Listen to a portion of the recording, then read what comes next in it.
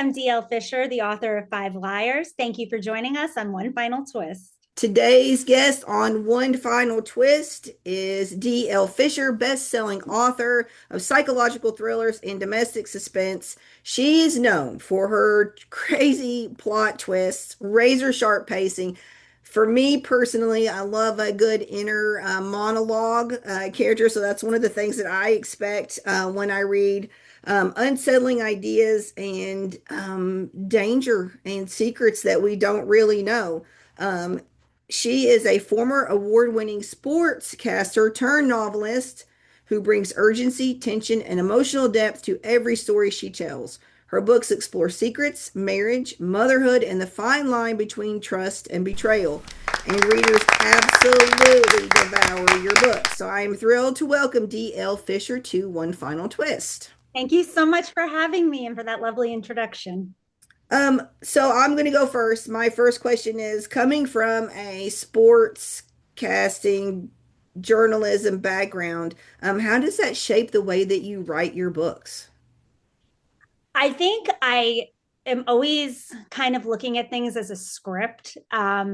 So like with what you said with the inner monologue and stuff like that, and like with the stepson and with the widower, I always have kind of like Dateline and news and stuff in the back of my head, so I feel like it kind of just frames the way I look at everything. It's definitely influenced my overall perspective and how I write, for sure. 16-year-old, a 13-year-old, and then the almost 7-year-old twins. The twins think it's awesome. They talk about me to their teachers and everyone all the time. And I think my oldest thinks it's very cool. And I think my next two sometimes find it a little cringy when they see me online. That's the word they use, cringy. Do your twins know what kind of books you write, or are they just excited that mom's a writer? They kind of do. I mean, they do have older siblings, so they're more worldly than most 7-year-olds, I guess. Hmm. My 7-year-old twin girl picked up Five Liars, and she's like, "Is that blood?" uh, so they know that the books are not appropriate for them to read, but they have gifted some to their teachers, and they get a gist. And now that they can actually read, they can read the back and see like murder and Hmm. so they Yep. kind of know. How worried is your husband when he looks at your search history? He does not look at my search history. And if he did, he would be absolutely horrified. But sometimes our clouds sync. So my oldest, I seem to sync with her phone. So sometimes she gets a hold of my search history and she's like, "What is wrong with you?" I search for obviously any thriller writer or even thriller reader, probably anyone like that would search for odd things, for sure. So, what is probably the most out of bounds, off the wall thing that you've searched for? Like, I'm very interested in what bodies look like when they're in decomposition, in terms of for writing purposes, obviously. Mhm. um and then all the like weird ways that people can unalive other people, like I get very fascinated by like eye drops, like things like that, like just random things that you would never in normal life you wouldn't look at a thing of eye drops and be like, "Oh my gosh, you could poison someone with that." Nor would I ever, like in normal life, do that. But just in terms of writing, like I find myself just exploring, just so I can have a better sense of beyond my imagination, what it actually entails and looks like, and such. Thankfully, I've never seen an actual like a live person, so I have to do research for that. You could come to Tennessee and do the Body Farm. Ooh, what's that? It's it's in Knoxville. They have a whole thing down there. Yeah. Get You out should of check it out. here. Now that'll be your next Google history, Body Oh, it Farm. absolutely will. Oh, Knoxville, Tennessee, huh? Yeah, yeah. Yep, Oh, that's it. I'm all over that. So It's I jumped right in selfishly because I've read all of the books and we've known each other for a long I time, through the know. most random situation. But kind of tell us the order of the books and then give us a little bit about Five Liars, Sure. since that's the one that's coming out. I would love to. So initially, initially I was self-published. So my first three books were, well, they were under different titles, but My Missing Boy, The Perfect Nanny, and The Stepson. And then I got picked up by Jaffe Books. So they republished my backlist. And it came out, I believe, The Perfect Nanny, My Missing Boy, The Stepson, and then The Widower, which is the sequel to The Stepson. And now we have Five Liars coming out in a few days. So I'm very excited. And that one takes place on an island, and it's a bachelorette party gone horribly wrong, like everything I write. So very excited about that one for sure. so you like a lot of books with maybe not domestic suspense, but families and people who know each other as opposed to bringing in outside people. Um, I is that do. is that kind of the way that you plan on writing all of your books? Um, I whenever I come up with an idea, it always I always just find that I wonder how the people around the action and stuff, how it would affect them and how they're involved. And I do definitely gravitate toward like secrets people keep in relationships, and how things just unravel once, truths are found out and stuff like that. So I do think I do tend to veer towards that. It's never random. Like I always say, like, I don't believe in coincidences. Like everything is definitely happens for a reason. You had mentioned in our conversation that Five Liars, you started it a long time ago and I then did. you shelved it. So kind of tell me about that. Yes. So years ago, I was at a baseball tournament, which you can relate to. And I was um, in conversation with another mom, and she was talking about how she was going to a party after the tournament, and she said it was a white lie party, and I had never heard of that before. So she explained to me that you wear like a little white t-shirt and you write like a white lie, and it kind of just sparked this. What if it wasn't like a little white lie? What if it was something like really crazy, like just some major truth that you wouldn't want anyone to know about? And that was what was on the shirt. So I came home, I whipped up like probably 7,000 words. And then I don't remember which book I was working on also, or I started. And then I kind of just put it to the side. And then when Jaffe had approached me and they had asked me about my backlist that wasn't published, I brought up the White Lie Party, and I sent them, well, which is now Five Liars, and I sent them over, everything I had written. And yeah, they jumped on board with that. So it was fun to have all that time away from it and then to revisit it and be able to have kind of had the characters really settle and have so much time to ruminate. So I'm very happy with how it came out and that I waited. So I know we're talking before the book comes out next week. Can you tell the viewers just the elevator pitch, a little bit about the Five Liars book? Yes. So as I mentioned, it's five friends going away together. It's a bachelorette party, and the maid of honor is planning it. And she has all these games planned. She's very organized, and they receive emails with like lots of instructions. And they get there, and there's a forecast for a hurricane, and so there's a lot of will it, won't it, and they do get stranded there in a storm, and just all hell unleashes, and all sorts of secrets start to come out, and it becomes very chaotic from there. I'd say it's pretty chaotic from the beginning, but just continued chaos through the storm. That's when I mentioned was it last night? This one didn't have that inner monologue, but That you is did have that secret backstory that came in, and we loved the secret backstory, the unknown character, and then the multimedia. So you had the emails that Mhm. went in with it too, and that was something that Sherry and I both enjoyed with this book. I enjoyed writing it. And actually the an interesting just fun fact, the emails were not originally part of the book. I added that like at the later end of writing it. I was like, you know what would be fun? And so that I worked it in then, but the then was always a major part of it. And I really enjoyed writing the then, just knowing like where it was going to go, obviously. And I hope that it did the job of um, not letting you on to anything, but No. keeping in there. Yeah, no, I love the multimedia when people put in, newspaper articles, emails, podcasts, anything else just always sparks my interest.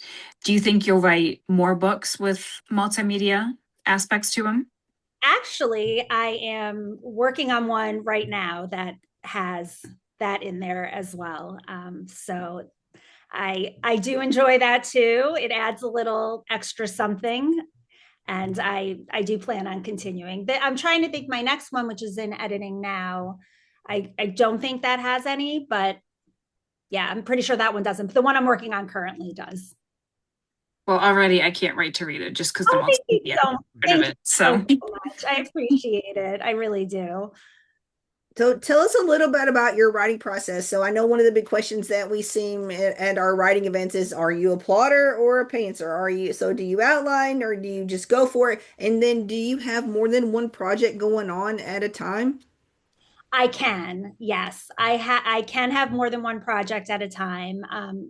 I get a lot of ideas and I'll definitely jot them down. And then sometimes I'll just start writing. But if I'm in the middle of working on something that's due, I'll put that to the side and then come back at a later time. I would say I'm in between a pantser and a planner. I always I have the big plot points worked out, but I don't sit and plan out scene by scene and such. I do a lot of going back and reworking and like a lot of self editing before I get to the actual, you know, editor process. But yeah, I'd say I probably fall somewhere in the middle. when you're editing, are you editing for like grammar type things, or do you ever like do a major story change? Oh, I'll do major story changes. I I am not afraid to rip apart my because you know what? I try to when I read it back, I try to read it back as like I would be reading someone else's book and like what would I be looking for and what do I like do I feel like something's missing or something could flow better or now that I've gone through the process of having so many books edited, I can think about like what's my editor going to come back and say to me like where is she going to find like a loose end that I need to tie up and I try to accomplish like a bulk of that on my own, but knowing, of course, once I send it off, I'm going to get it back with a ton of changes that need to be made. But I do try to put myself in the reader's head and try to kind of like address that on my own. And also, I know I tend to do a lot of inner monologue, and some people love it and some people hate it. So I do if I find myself going too much into that, I try to pull back a little bit on my own before the editor tells me to do so. Going from being an independent, published to having a publisher, kind of what do you, the differences, kind of tell us the differences in what you see as an author. Yeah, it's super different. Independently, obviously, being an independent author, it has a ton of challenges, right? Like, I mean, you're responsible for everything. I'm not good with like putting together a book in terms of like doing the formatting and doing all that stuff. So I would have to outsource for all of that and then go back when there are mistakes. It's just having like a publisher that handles all aspects from like you hand in the book and then they're giving you the edits and then they're taking care of everything else is a huge difference. It definitely takes a big weight off. I mean, I would say it's been mostly positive.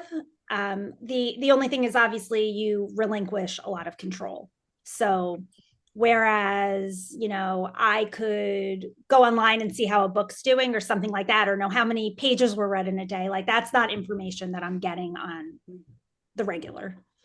So that's a little bit different too. But I love, like, if I had to choose, I prefer having a publisher. It's definitely been beneficial for sure.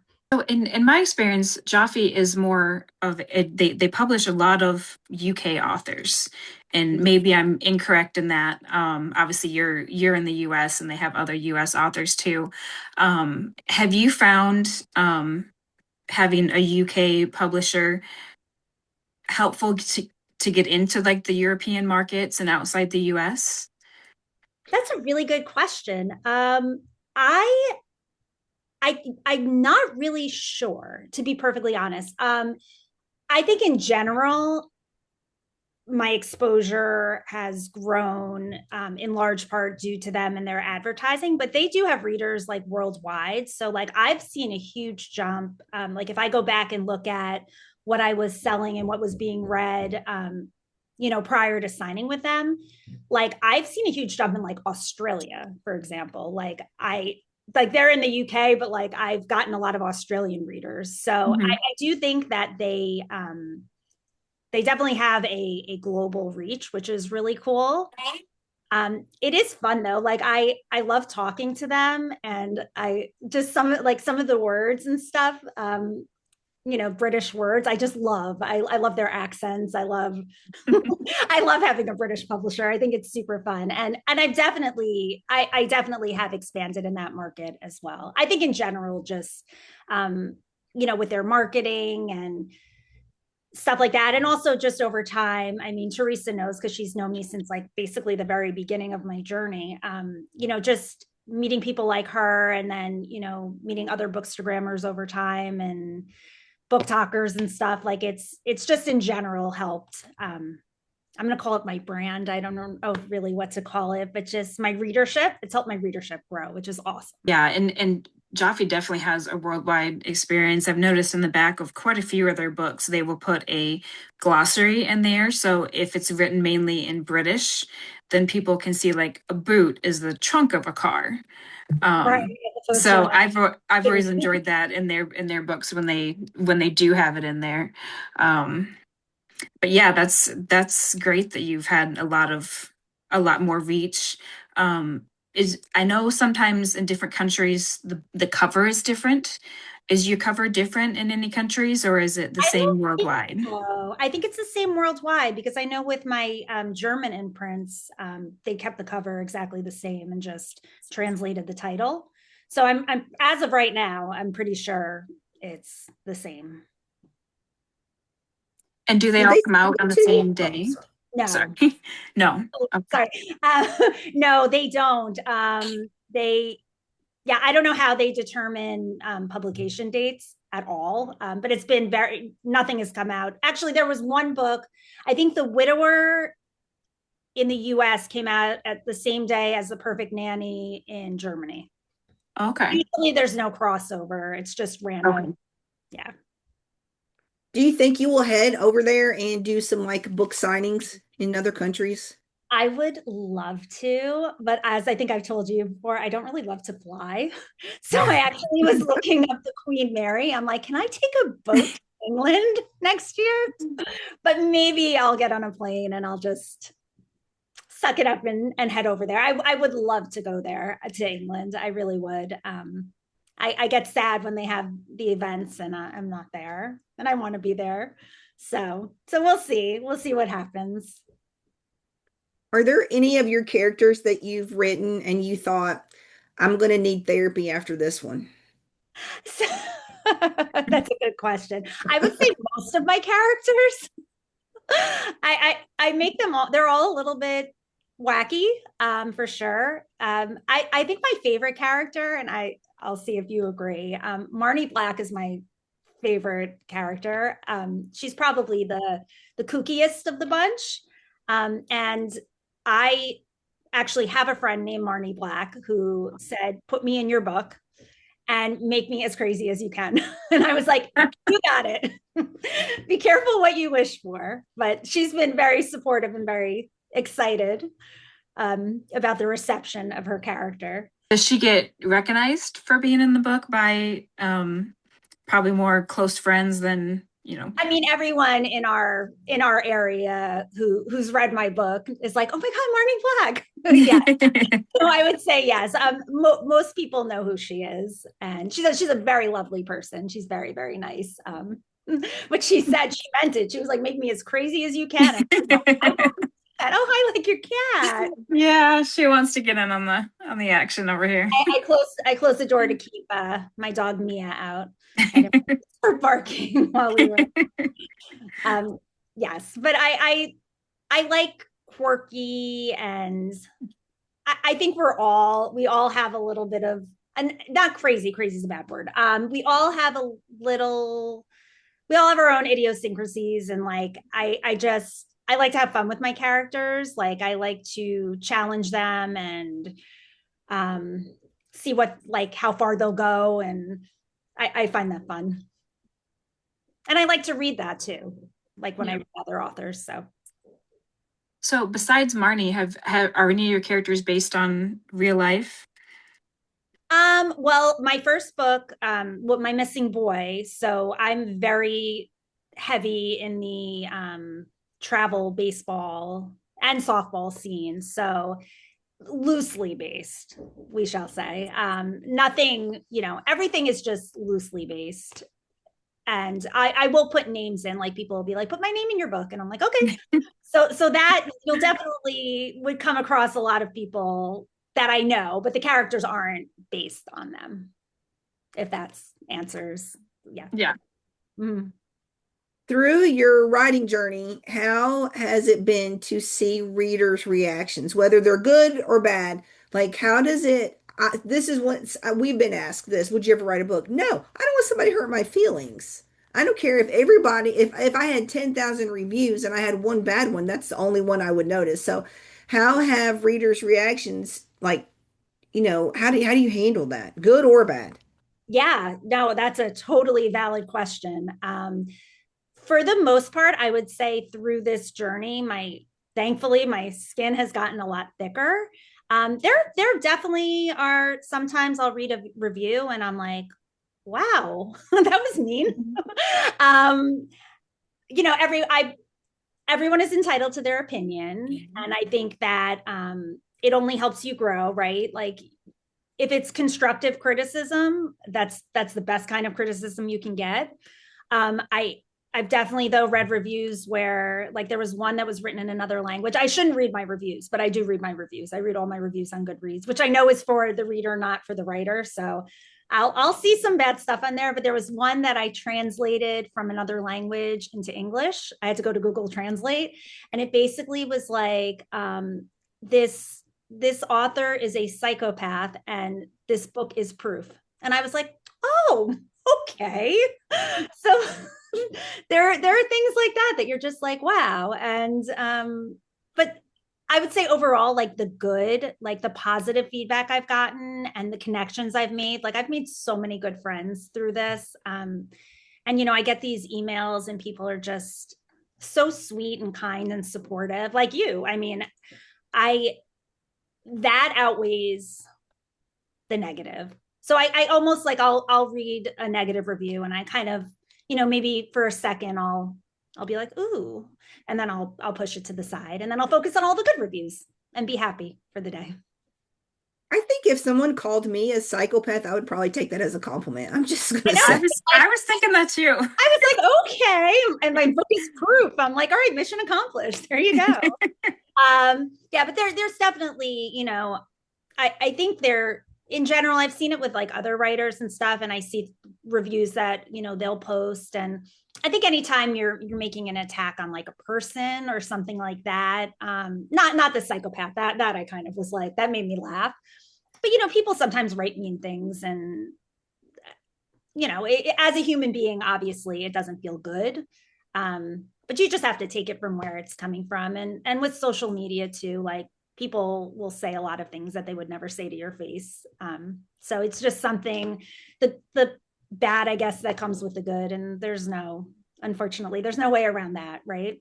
Even the biggest authors will get the most awful reviews. So kind of is what it is, right?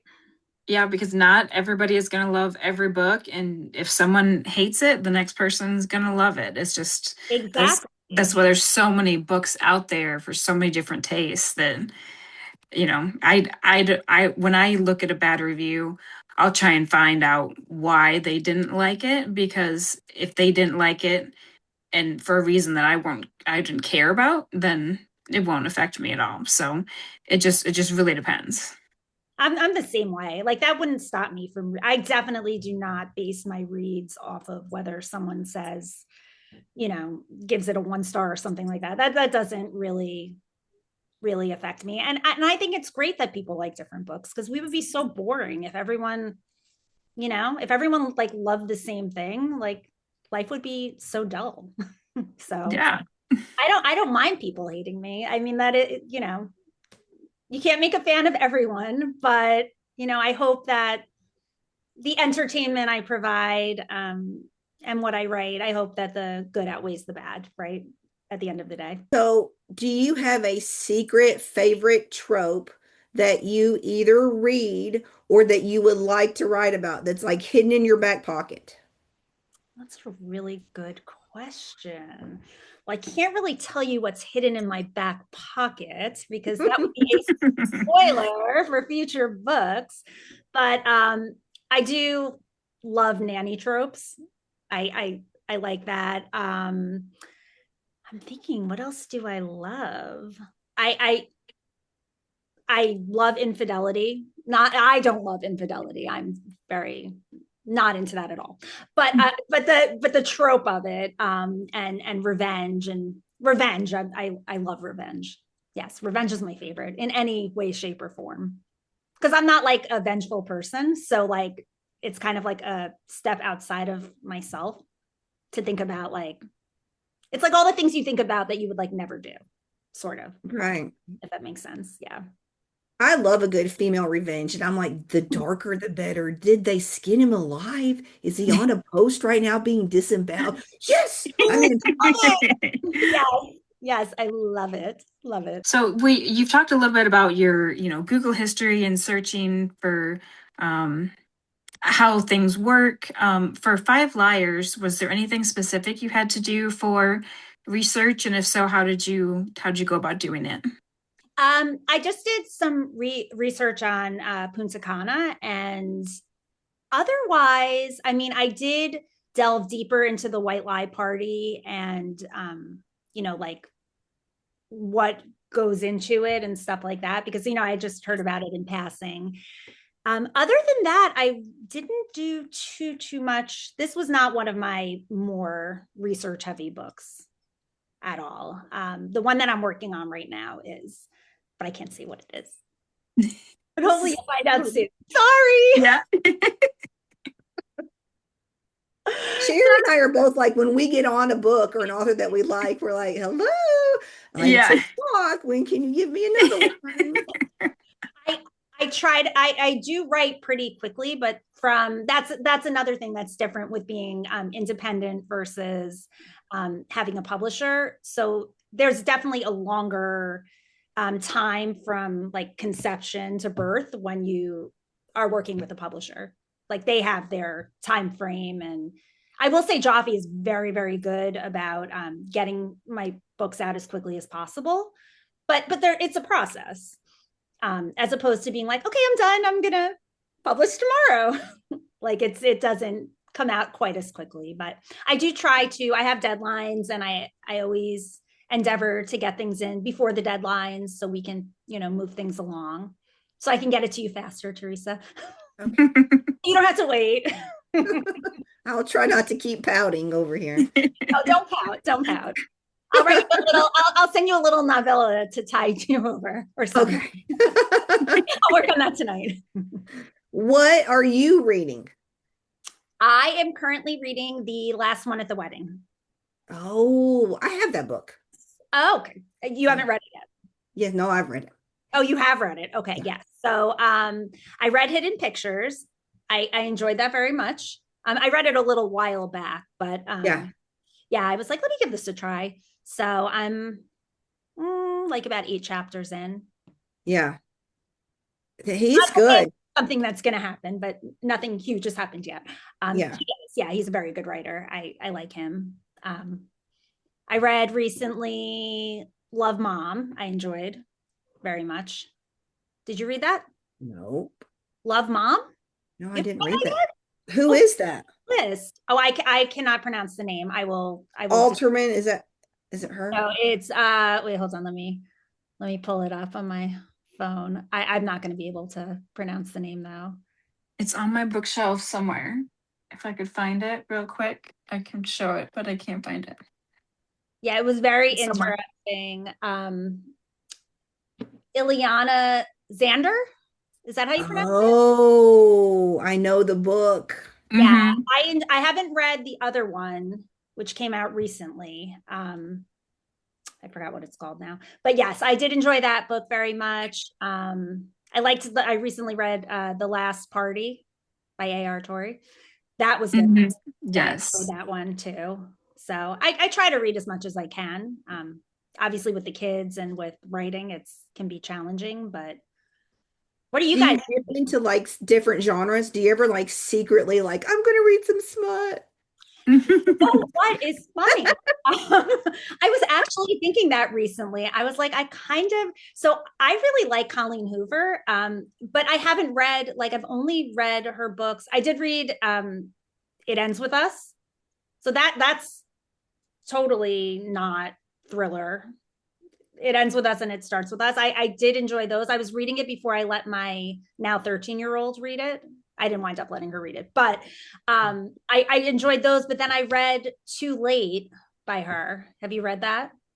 I've left Colleen Hoover when I've read the ends Verity and some of Yeah, those I and read Verity. I liked Verity. I don't know what it was about Too Late.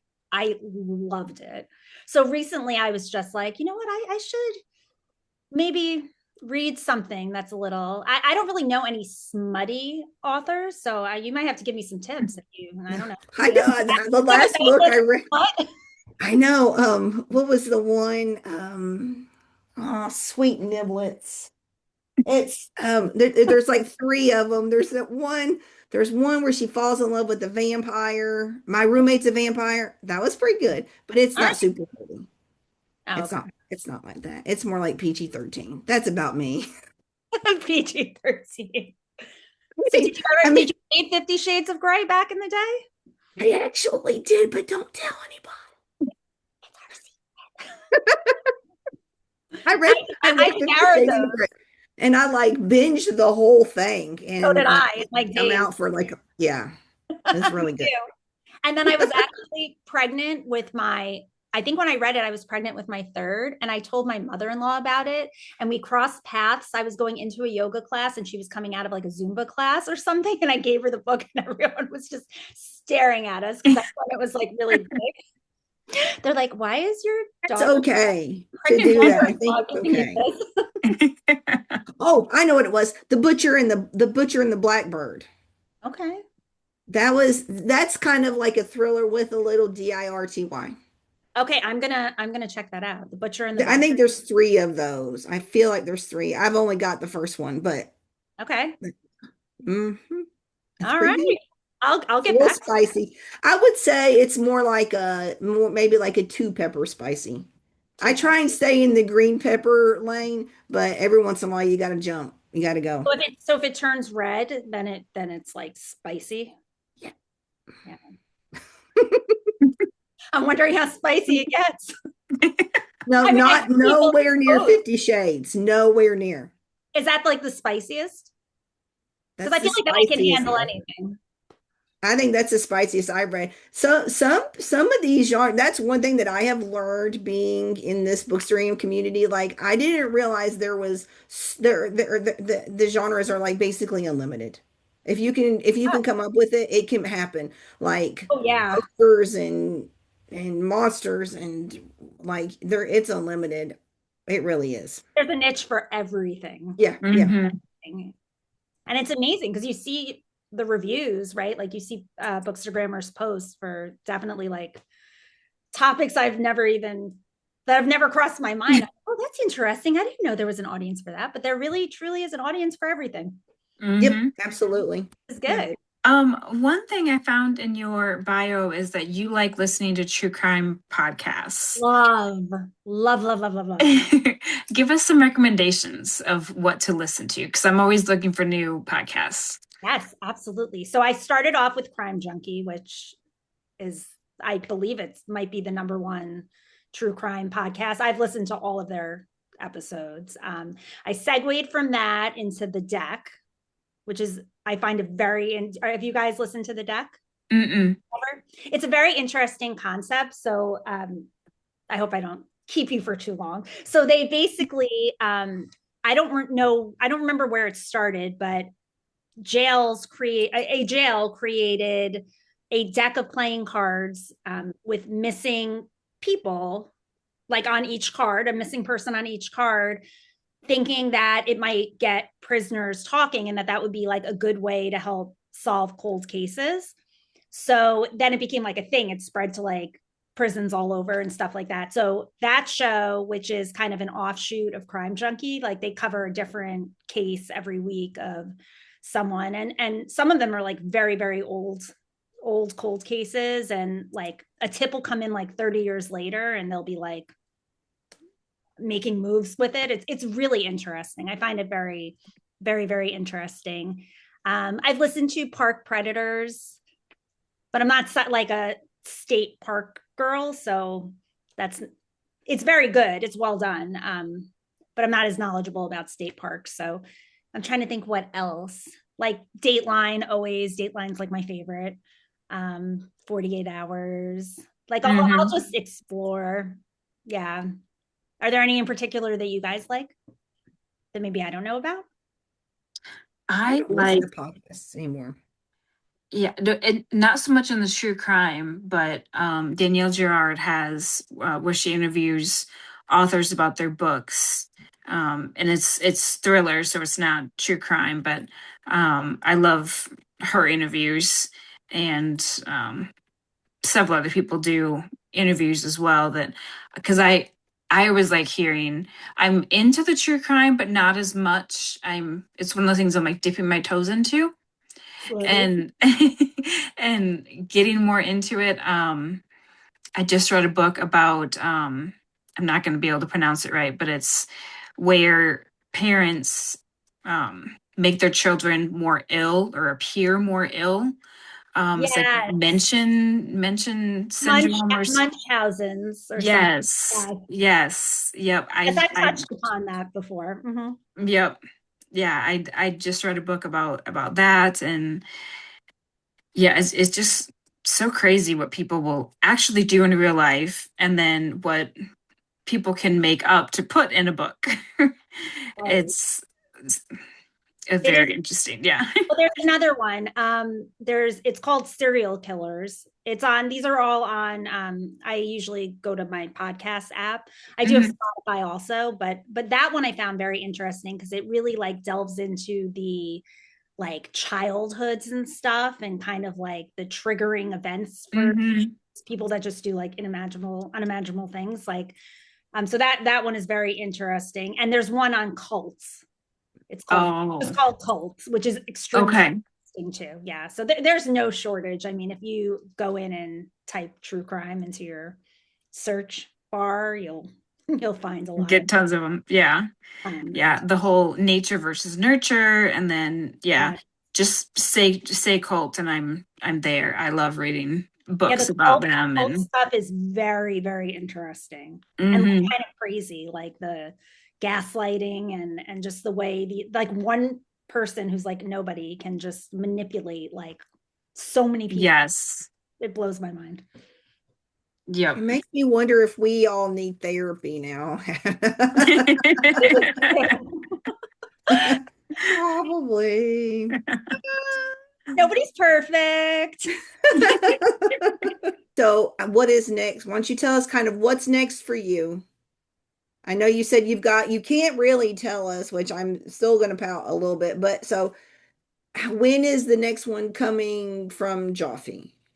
Okay, so I don't have a pub date yet, but I can tell you that my sixth book, the title is The Vacation Home. I don't know if they'll wind up changing it, but that's the working title right now. And that is in currently in edits. So I'd say hopefully in a couple months. And then I'm working on another one as we speak. So Well, the that is, vacation home sounds summery, so maybe that will make a good summer beach read. maybe it would. We shall see. Well, I would like it obviously to come out the sooner the better, always. But yeah, I would guess probably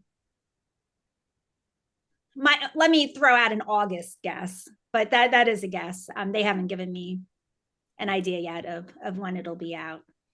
So Do you get to pick your covers with Joffe, or do they kind of give you options? they send me the cover, so they have their in-house people and they do the cover. They have not sent me one cover that I haven't liked. So I have not. I don't know what would happen if I can't imagine hating a cover. Um, so I have never had to go back to them and be like, I think we should change this. I've been very happy with what they've given me, and they do take their time when they're working on the covers for sure. Like sometimes it'll be put off a little bit. You know, they'll be like, "We'll get it to you now this date," and then it's like, "Okay, they're going to work on it a little longer," and I just roll with it. And I have been very, very happy with the covers, which I hope other people have been too. Yeah. I mean, Yeah, we they're pick great books by our covers. covers. I'm like that too. Yes, a cover will definitely it grabs your attention or it Mhm. turns you off, right? Um, Mhm. although you should never judge a book by its cover. No, it Oldest. makes me grab it off the shelf to read about it, but it won't necessarily make me read it if the book doesn't sound interesting. But yet I've had some books that sound really, really interesting, and I look at the cover and I'm like, I would not have even touched it for that cover. Yeah. Isn't that interesting? Yeah, Yeah. I don't know. I wonder what the process is for other people in terms of their covers. I always find it interesting, what people choose and but I'm the same way. Like I a cover will definitely grab you if it's Hmm. right. And but I'll read it also. Like I would read a book if I don't like the cover. Yep. Yeah. So Yeah. I think it would be cool too to be known, maybe like your covers start having a theme, or there's like a certain color scheme that and then and a reader would be able to just pick it up and say, "Oh, I know who that I is." know who that is. Yeah, that would be cool. I feel like there are some similarities with my books. There's a I don't know, the perfect I'm like looking at them right now. I'm like the perfect nanny has pink in it, which the other ones don't, but there's a lot of yellow and blue. So maybe that'll be my color. Although it is kind of fun when you come out with a totally different color too. Looking at the covers on your wall behind you, the Oh Five yeah, Liars is my definitely the lightest out of all those. The other ones are a lot darker. yes, you're right. It Ex- is. Well, Except that's for the the stepson is pretty light too. yes, they both have that light blue. The other ones are definitely Hmm. darker. Well, Five Liars has the beach, Yep. the water vibe. So, but I'm Yep. very happy with how the cover came out. I always get so excited when they send them to me. Yeah. For So do you have readers who any are discover oh, sorry, Sherry, go, go, go. do you have anything planned for next week for your pub week? So this is super cute and fun. It's my twins' birthday on Pub Day. Oh, that's nice. So we'll celebrate with some cake and whatever they want for dinner and presents, and it'll be about them. But hopefully I'll have some stuff to celebrate as well. And in terms of the rest of the week, I'm just kind of leaving myself open to, I do get a lot of emails and DMs and stuff like that, especially as it gets, closer once it comes out that week. So I do try to get back to everybody. So I'll leave time for that. And maybe I'll have a glass of champagne. I don't know. We'll see. We'll see how it goes. Are you going to try and do any big events like the I've been thinking about it. I was supposed to go to VoucherCon? Boucheron. Did I Everybody calls it Boucheron? something a little What do you different. call it? Boucheron? BoucherCon. And then some Boucher. people call it Boucher with this hard CH. I So I called it don't, I called it Boucheron, but yeah. yeah, I have no idea. Okay, so we don't know what it's called. I was supposed to go there this past one, and unfortunately, my daughter had a softball tournament, an away tournament. She was in an all-star, and it fell on her birthday.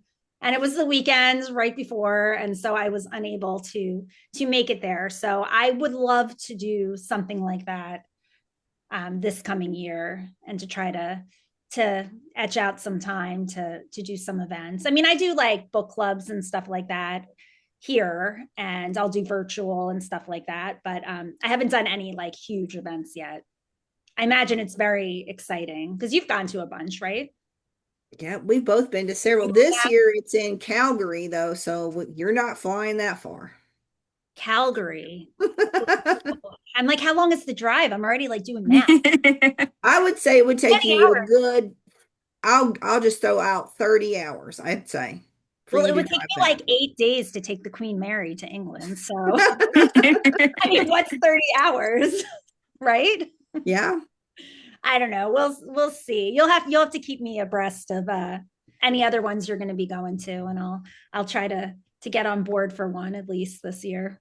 I don't know what else is going in down your way. I don't see. I don't know. No, so Malice Domestic is in Washington DC or Oh right God. outside. That's That's more of the Agatha Christie type books. okay. Um, Left Coast Crime is happening in San Francisco. That's a mixture of thriller and cozy, like BoucherCon, but I'd say it's a little bit more heavy on the cozy. But Okay. that's in San Francisco, so that's That's far. yeah. Yep. I'm trying to think of what other ones are. I mean, there's Thriller Fest in New York. When is That's that? really so that is really I've gone twice, and it's really, in my opinion, meant more for authors than readers because they have the whole week, and they have different days. So like Pitch Fest, Craft Fest, and they'll have other authors come in and like give classes on how to write a book, how to pitch it to an editor, how to write a query letter, and then they also have opportunities to meet with agents and publishers maybe too. I'm not sure if publishers or just agents, and basically pitch your book to them. But then the last 2 days, Friday and Saturday, are more for readers, where they come in and the authors are on, panels, kind of like they are at most book conventions. They do book signings and things like that. So anytime I've gone is just for the last 2 days. And Yeah, that it's, sounds like fun. That part. Like, yeah, I like to interact with readers. Like that's yeah, what I would hope to gain out of doing an event. yeah. Yeah, and you get a lot of huge names there because it's in New York, so people come in to meet their, New York publishers and things like that. Um, yeah, so that one definitely has a lot of big names. I'd say that one, the author reader interaction may not be as much as like a BoucherCon, Okay. because BoucherCon you have a couple days and it's tons of opportunities, whereas Thriller is packed into like 2 days, and there's just a lot, a lot going on. So I think BoucherCon is the best one to go to. It's one of the most reasonably priced ones. Mhm. And like Teresa said, it's going in Calgary this year. I don't remember next year if it's in Indianapolis or if that's 2026. 8 that it's in Indianapolis. But then it's, oh no, next year it, now I'm getting mixed up. But the next couple years are Washington D.C., Indianapolis, and Tampa. I know. 2027 is Washington. Okay, so then 28 must be Indianapolis, and 28 's 29 must be Indianapolis. Tampa. Do they always do it the same time of year? It's always that September. Typically, it's been over Labor Day. This year in Calgary, it's in mid-October. Oh, And they're kind of trying to get away from that Labor Day time okay. frame, because usually it's been like you'll like go home on Labor Day. It'll finish up like the Saturday or the Sunday before Labor Day. So, but then that, takes a lot of people out who take Labor Day vacations. So I think they were trying to get away from that a lot more, but I haven't seen the future dates. I'm sure they're out there to know where it is, but I just know Calgary is unique because it's in October. So Your guess is 30 minutes? I mean, 30 hours for me? I'll say 30. Yeah. Directions to Calgary. Let's say. Getting directions to Calgary. 13 hours and 53 minutes. Serious? That's impossible. That's not possible. Try again. Are you in another? Are you just go to? There's no way. Calgary. Hold on. We're going Head northeast on Cattle Ridge Tuscaloosa. Road. Wait, Then take the first right onto Smoky Hollow Drive. wait. Yeah, no, that can't be right. Can it? Let's see how long it is to get there for me. Yeah. Wait, let's see. I'm gonna type it in. because isn't there a Calgary, New York too? Wait, it's Oh, going to be three. No, they're all Canada. Okay. I'll get international airport. All right, here. I'm doing it again. Let's see. Directions. for me, it's 1 day and 7 hours. So how could it be 13 hours for me? Maybe because I, oh, 1 day and 12 hours. That was a lie. Never ask via Siri. It never, I go to the wrong place all the time. 1 day and 12 hours. So yes, you were very close. So like 36 hours. I wonder if we can make that happen. That would be a fun one. I know there's like the Scares That Care. That's the last week of February, but I think that's more just all horror books. Oh, there's Killer Nashville. hmm Killer Nashville is like the week, was it like the second or third week in August usually? I Yeah. feel like that's Yep.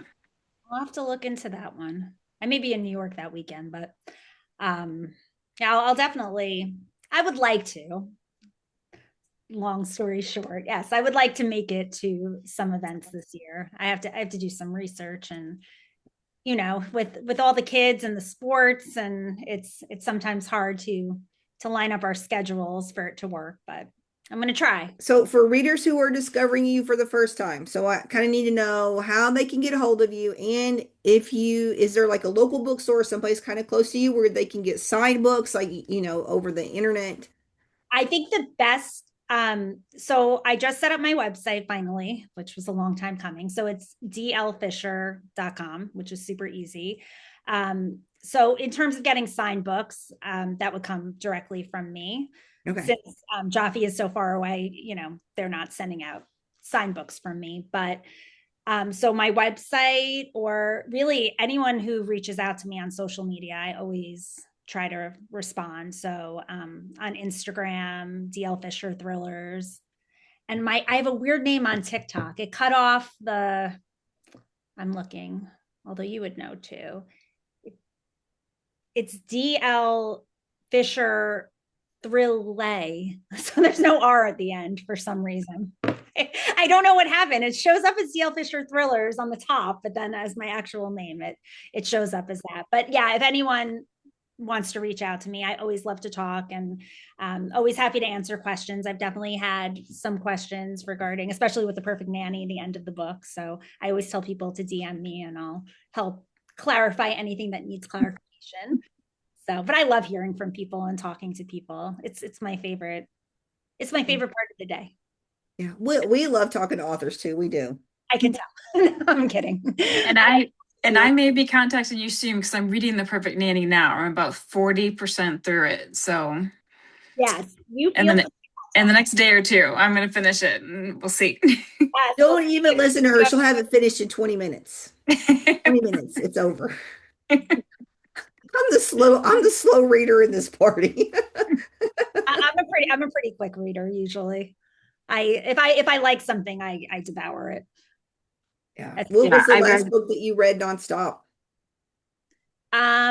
Probably was it Love Mom? I'd say probably was Love Mom. I read that pretty quickly. I don't know. I'm constantly going, and now my husband is he's asking me for recommendations all the time. So I'm revisiting stuff that I read and passing it along to him, which is fun. So far, I have a very good track record of recommendations for him. So he's happy. Yeah. He will read psychological thrillers. He doesn't like boy books. No, he does not. No? I mean, he has read his fair share of boy books, and Yeah. he likes like autobiographies, like all of those, like the rock stars and Yeah. those types of books. But yeah, no, he's on a thrillers kick. He always reads my books before they come out, and Oh, that's good. yeah, it's fun. And there's always like I'll make drop little small nuggets of like something about him or about like that no you would never know reading it, but there's certain things, the characters aren't based on him, but there's certain things about them like that he will know is about him, which is fun. But yeah, he's on a thriller kick, which I love. That's fun. That's good. All right. Thank you for joining us today. I had a blast. We could talk forever. I know this. We do. But your stories are something that when we finish reading, Sherry and I are like on the phone, texting each other. What did you think about this? And talking about it. And we're both super excited to see, where your career takes you. And I'm super glad to have got to meet you through all this crazy Bookstagram world. But I'm glad you got to come on here and talk to us about all the good things. Thank you both so much for having me. This was so much fun.